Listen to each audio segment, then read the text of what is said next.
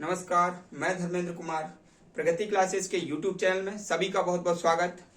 आज चर्चा करेंगे प्रगति परीक्षा MP super TET test series, क्योंकि सुपर टेट का जो नोटिफिकेशन है वो जल्दी ही आने वाला है और सितंबर अक्टूबर तक इसका क्या है एग्जाम रहेगा।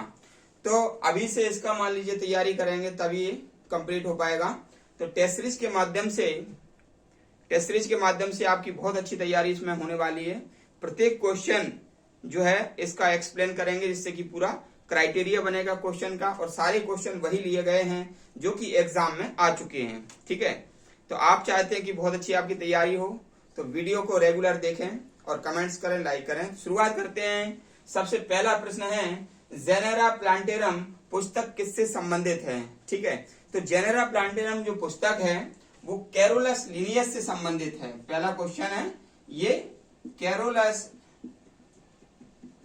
लिनियस से संबंधित है ये पुस्तक जेनेरा प्लांटेरम। ठीक है, ये है कैरोलस लिनियस स्वीडन के थे। एक क्वेश्चन भी ये भी आता है कि कैरोलस लिनियस कहाँ के थे, तो ये थे स्वीडन के, और इन्होंने द्विनाम पद्धति दी थी, यानी कि जीवों के नामकरण की द्विनाम पद्धति देने वाले कौन थे? कैरोलस लिनियस थे। द्विनाम पद्धति, ठीक है। और द्विनाम पद्धति क्या होती है?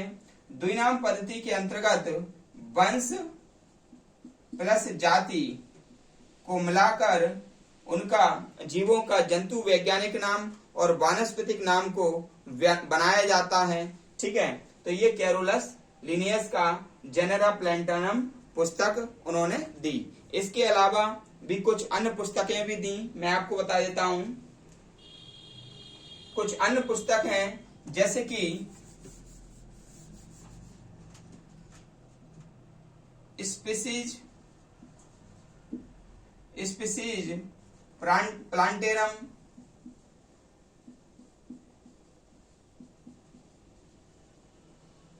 सिस्टेमा नेचुरी,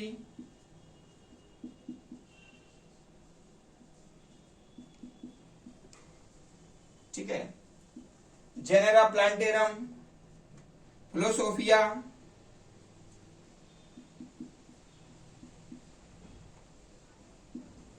बॉटनिका।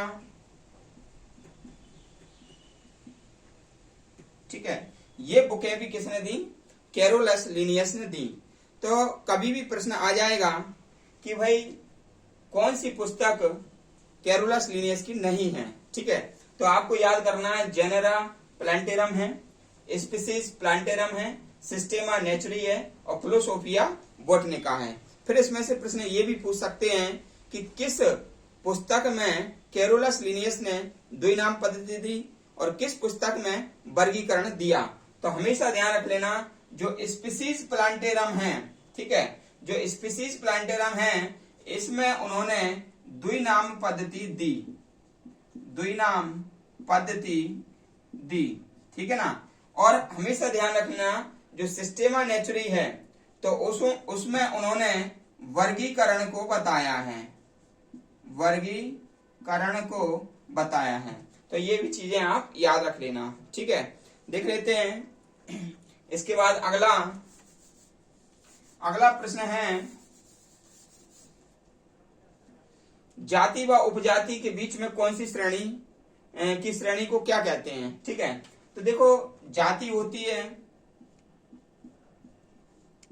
फिर अर्ध जाति होती है, और उसके नीचे आती है उपजाति। ठीक है, तो हमेशा याद रख लेना ये क्रम है, जाति के नीचे अर्ध जाति और अर्ध जाति के नीचे उपजाति आती है। तो जाति और उपजाति के बीच में कौन सा आ गया? अर्ध जाति आ जाएगा। ठीक है, अगला देख लेते हैं। प्रश्न नंबर 3। तो प्रश्न नंबर 3 है, बायोलॉजी शब्द का परिचय किसने कराया? ठीक है, तो बायोलॉजी शब्द का जो परिचय है, बायोलॉजी विज्ञान की शाखा के अंतर्गत आता है, और बायोलॉजी शब्द का सबसे पहले परिचय कराया था 1801 की घटना है। तो 1801 में दो वैज्ञानिक थे, एक का नाम था लेमार्क और दूसरे का नाम था ट्रेविरेनस। तो ये ट्रेविरेनस थे जर्मनी के और ये थे फ्रांस के। इन दोनों ने सबसे पहले बायोलॉजी शब्द का परिचय कराया, यानी कि बायोलॉजी शब्द दिया है। और कब दिया? 1801 में लेमार्क और ट्रेविरेनस। और पूछ लेंगे लेमार्क कहाँ के थे, तो फ्रांस के थे, और ट्रेविरेनस कहाँ के थे, तो वो जर्मनी के थे। प्रश्न नंबर 4 देख लेते हैं। तो प्रश्न नंबर 4 है, वर्गिकी का पिता कौन है? तो वर्गिकी का पिता कैरोलस लिनियस है। ये मैंने अभी आपको बताया था, ये स्वीडन के थे, ये भी आपको पता है। प्रश्न नंबर 5 देख लेते हैं। तो प्रश्न नंबर 5 है, टेक्सोनोमी शब्द किसने दिया? देखो, वर्गीकी यानी कि टेक्सोनोमी, और टेक्सोनोमी जो शब्द दिया था वो दिया था डी कंडोले ने। डी कंडोले ने टेक्सोनोमी शब्द दिया, टेक्सोनोमी शब्द दिया। तो ये हमको याद रखना है, डी कंडोले याद रख लेना। प्रश्न क्रमांक 6, जाति, गण, प्रजाति और इकोटाइप में से कौन एक संवर्ग नहीं है? तो आपको अच्छी तरह पता होगा कि जाति माने स्पीसीज, ऑर्डर यानी कि गण, और ये प्रजाति, तीनों ये उसमें वर्गीकरण में संवर्ग में आते हैं, लेकिन इकोटाइप उसमें नहीं आता है। तो इकोटाइप होता क्या है ये देख लो। तो इकोटाइप होता है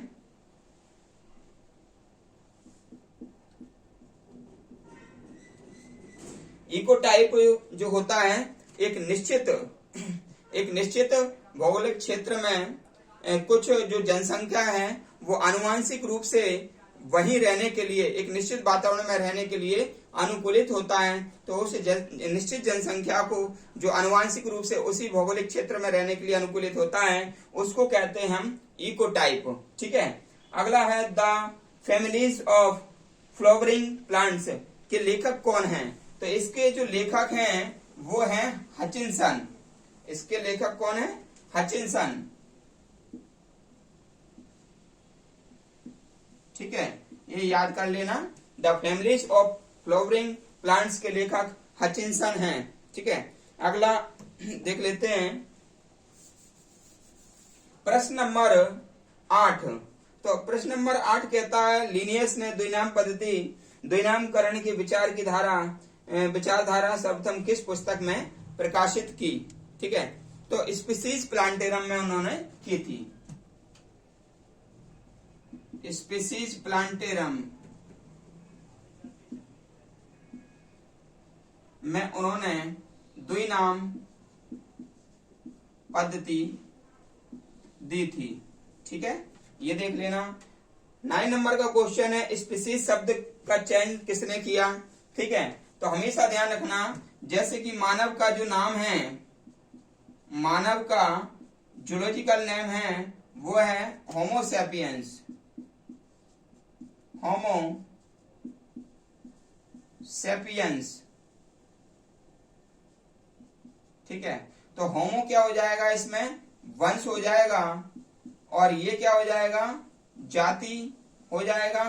ठीक है ना, वंश यानी कि जीनस, और ये हो जाएगा स्पीसीज। ठीक है ना, तो ये पूछ रहे हैं कि स्पीसीज शब्द किसने दिया? तो ये स्पीसीज शब्द दिया था जॉन रे ने। जॉन रे ने स्पीसीज शब्द दिया। इसके अलावा जॉन रे ने जीनस शब्द भी दिया। इसके अलावा जॉन रे ने फैमिली शब्द भी दिया। ये याद रखना, जॉन रे ने फैमिली शब्द भी दिया। फैमिली माने होता है कुल। फैमिली शब्द भी किसने दिया? जॉन रे ने दिया। तो जॉन रे ने जीनस शब्द दिया, स्पीसीज शब्द दिया और फैमिली शब्द दिया। प्रश्न नंबर लास्ट है, वनस्पति शास्त्र के पिता किसे कहते हैं? ठीक है, तो आप अच्छी तरह जानते हैं कि वनस्पति शास्त्र के जो पिता हैं वो थियोफ्रेस्टस हैं। ठीक है, थियोफ्रेस्टस को बॉटनी अर्थात वनस्पति शास्त्र का जनक कहा जाता है, और अरस्तु को जीव विज्ञान, जंतु विज्ञान और राजनीति विज्ञान का जनक कहा जाता है। तो ये हमारा टेस्ट सीरीज क्रमांक 1 जो 2023 में एग्जाम जो होने वाला है विज्ञान समूह का वर्ग 2 का, उसके लिए ये पहला टेस्ट सीरीज है। और मैं आशा करूंगा कि जो विद्यार्थी साइंस ग्रुप से वर्ग 2 का एग्जाम दे रहे हैं, देने वाले हैं, जिनका पात्रता परीक्षा हो गया है, अच्छा पेपर उनका गया है, या जो पहले पात्रता परीक्षा निकाल चुके हैं, ठीक है, तो वो अच्छे से ये टेस्ट सीरीज करेंगे, क्योंकि इस टेस्ट सीरीज में वह क्वेश्चन लिए गए हैं जो उत्तर प्रदेश के टीजीटी, पीजीटी और राजस्थान में और उत्तराखंड में और मध्य प्रदेश में जो पुराने एग्जाम में ये क्वेश्चन आ चुके हैं। तो ये क्वेश्चन तो आ चुके हैं, लेकिन जब इसका क्राइटेरिया मैं बनाऊंगा तो और भी क्वेश्चन क्राइटेरिया की जद में आएंगे, और आपका जो एग्जाम है इसी क्राइटेरिया से बन करके आपको कम समय में बहुत अच्छी सटीक तैयारी ये टेस्ट सीरीज के माध्यम से होगी। तो मैं आशा करूंगा कि टेस्ट सीरीज को आप रेगुलर रूप से देखें, क्योंकि मैं रेगुलर रूप से इसको लाऊंगा। ये अभी पहली है, वैसे तो प्रगति परीक्षा टेस्ट सीरीज है 22 हो चुकी हैं, ठीक है, एक पुलिस के लिए वर्दी वाला टेस्ट सीरीज भी है, लेकिन ये आपका साइंस ग्रुप का है, ठीक है। वर्ग 1 के लिए राजनीति का भी टेस्ट सीरीज में शुरू कर रहा हूँ। तो काफी सारी टेस्ट सीरीज आप लोगों के लिए आ रही हैं, जो जिस एग्जाम की तैयारी कर रहा है उसको अच्छे से वो देखें और नियमित रूप से जुड़ें। यदि आपका कोई क्वेश्चन है तो कमेंट में आप क्वेश्चन भी दे सकते हैं, उसका यदि आपको डाउट है सॉल्यूशन करूंगा उसका भी, ठीक है। और ये आपको टेस्ट सीरीज कैसी लगी आप कमेंट्स करें, कमेंट्स करके बताएं, दोस्तों को ये शेयर करें। जो कैंडिडेट नया है वो चैनल को सब्सक्राइब करें, और सभी का बहुत बहुत धन्यवाद।